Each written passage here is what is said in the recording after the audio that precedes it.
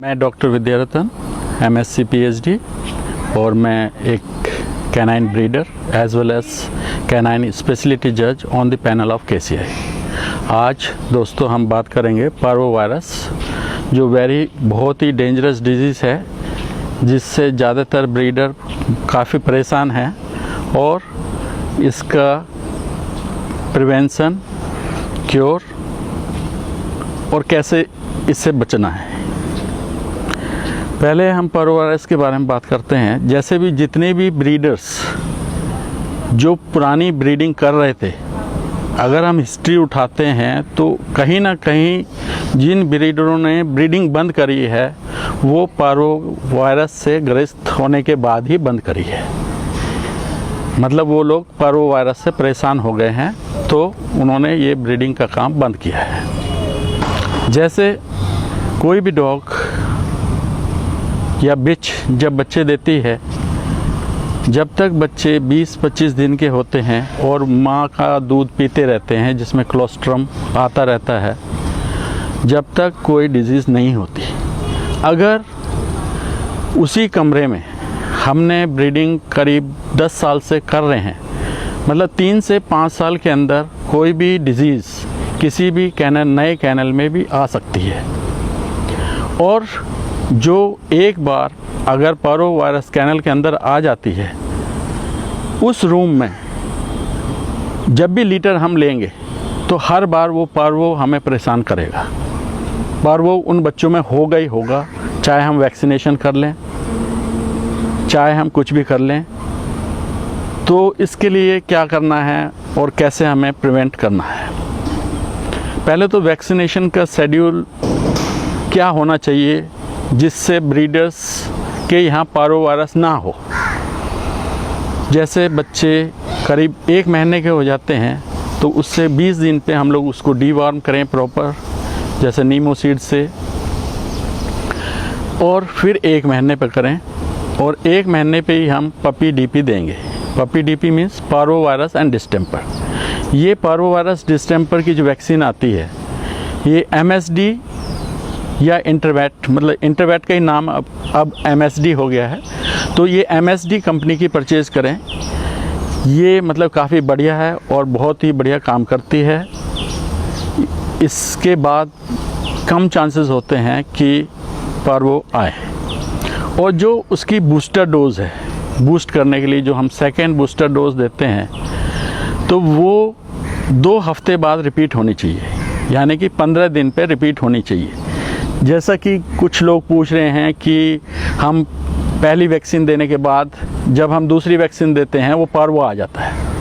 अगर हम उसको 15 दिन में रिपीट कर देते हैं तो चांसेस कम होती है कि पार्वो वायरस फैले। और जो उसका सेकेंड वैक्सीनेशन देंगे वो भी हम MSD कंपनी की देंगे, जो कि parvo virus with Leptospira adenovirus 1 और 2 5-in-1 के नाम से मतलब आती है, उसी को यूज़ करना चाहिए।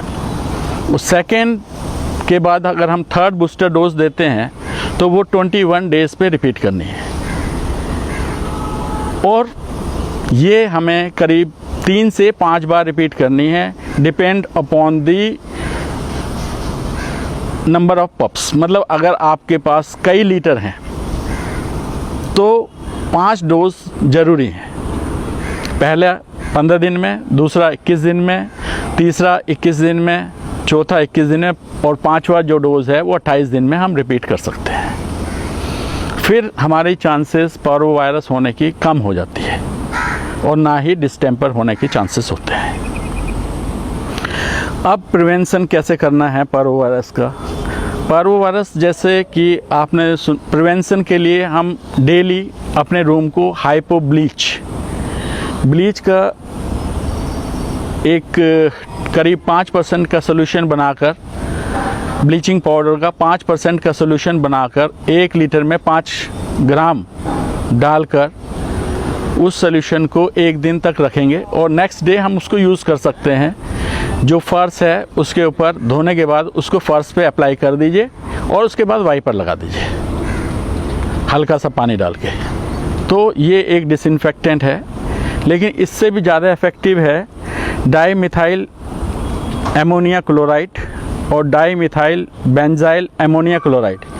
इसका कॉम्बिनेशन 5 से 10% के बीच में अगर आपको मिल जाता है किसी भी कंपनी का, जैसे वीरबैक कंपनी का TH4 आता है, इसको आप पूरे रूम में बड़ी मशीन के साथ जिस रूम में पप्स रखे हैं डेली स्प्रे करें। जैसा कि मैंने बताया आपको कि डाईमिथाइल एमोनिया क्लोराइड और डाईमिथाइल बेंजाइल एमोनिया क्लोराइड का जो कॉम्बिनेशन है करीब 5 से 10% का यूज़ हमें करना है जब हमारे पास पार्वो आया ना हो, मतलब एज ए प्रिवेंटिव मेज़र। और जब हमारे पास पार्वो हो जाता है, कभी पार्वो स्प्रेड हो गया, तो हमें करीब 20% का ये सोल्यूशन यूज़ करने से पार्वो वायरस किल होता है। 100% गारंटी है, 99.9% मेरी गारंटी है कि आपके यहाँ पार्वो नहीं आएगा जब तक कोई स्ट्रेंजर आपके यहाँ बाहर से नहीं आता। अगर आप इसका स्प्रे करते हैं तो मतलब there is no chance of parvo virus. Parvo के जो सिम्टम्स हैं, जैसे कभी लूज़ मोशन होगा, पहले कभी कभी क्या है डॉग खाना छोड़ देता है, लूज़ मोशन होगा, वॉमिटिंग होगी, कंटिन्यूस वॉमिटिंग होती रहेगी और वो बाद में ब्लडी डायरिया में टर्न हो जाती है। तो ये सिम्टम, और काफ़ी स्मेल आती है उसमें, उसको क्योर करना थोड़ा। और जो ट्रीटमेंट है, अगर जैसे पार्वो हो ही जा आपके पास, तो पहले एक पप में आएगा, उस पप को ऑन द स्पॉट सेपरेट कीजिए और उस पप को आइसोलेट कीजिए, मतलब उसको दूसरी जगह शिफ्ट करिए जो अपने कैनल से दूर हो, और बाकी को जो हैवी एंटीबायोटिक और बायोटिक्स, ये प्रोबायोटिक्स, एंटी डायरियल और एंटी वोमिटिंग कोई भी ड्रग देके आप, और या अपने नियरेस्ट वेटनरी डॉक्टर को दिखाइए।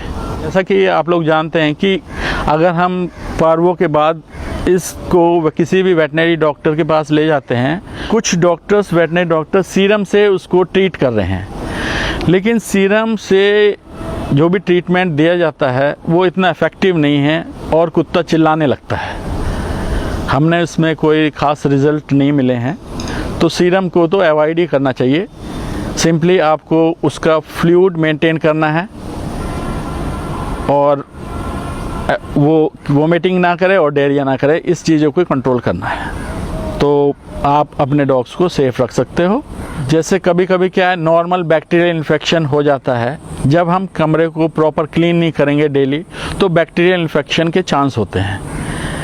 और बैक्टीरियल इन्फेक्शन, जैसे ही हम कोई एंटीबायोटिक, ओरल एंटीबायोटिक देते हैं, जैसे मेट्रोजिल और सिप्लॉक्स-TZ, टिनिडा, सिप्रोफ्लॉक्सिन और टिनिडाजोल, तो नॉर्मल जो हमारा बैक्टीरियल इन्फेक्शन है वो नॉर्मल एंटीबायोटिक से ही ठीक हो जाता है और उसमें इतनी स्मेल नहीं आती जितनी पार्वो वायरस में आती है। लेकिन अगर वो नहीं रुक रहा तो वो ये समझ लिए कि उसे पार्वो वायरस हो ही गया। और पार्वो वायरस का जो टेस्ट है, सीरम से हम टेस्ट, ब्लड सीरम से टेस्ट करा सकते हैं। पार्वो होने से पहले 2-3 दिन पहले ही पार्वो के सिम्टम्स, मतलब पार्वो वायरस टेस्ट कराया जा सकता है। अगर हम कोई भी पपी किसी भी न्यू कैनल से परचेज़ कर रहे हैं तो हमें क्या क्या सावधानी बरतनी चाहिए और उसके कौन कौन से टेस्ट कराने चाहिए परचेज़ करने से पहले। एक तो हमें उसका पार्वो वायरस टेस्ट कराना चाहिए और एक उसका हमें टिक बोर्न डिजीज़, मतलब टिक बोर्न डिजीज़ का भी टेस्ट कराना चाहिए। अगर मदर टिक बोर्न डिजीज़ से इन्फेक्टेड है तो बच्चों में भी टिक बोर्न डिजीज़ आ सकती है और साथ में पार्वो होकर जल्दी ही मोर्टेलिटी के चांस होते हैं। इसलिए कभी भी हाई क्वालिटी पपी परचेज़ करने से पहले किसी भी ब्रीडर से पार्वो वायरस का टेस्ट कराइए और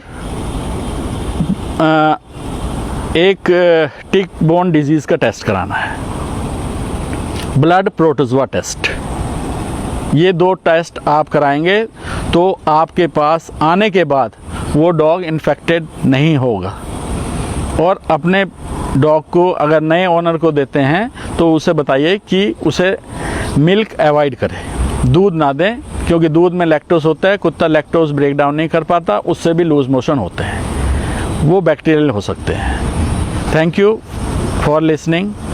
और अगर किसी को कोई दिक्कत हो तो आप कमेंट बॉक्स में क्वेश्चंस पूछ सकते हैं।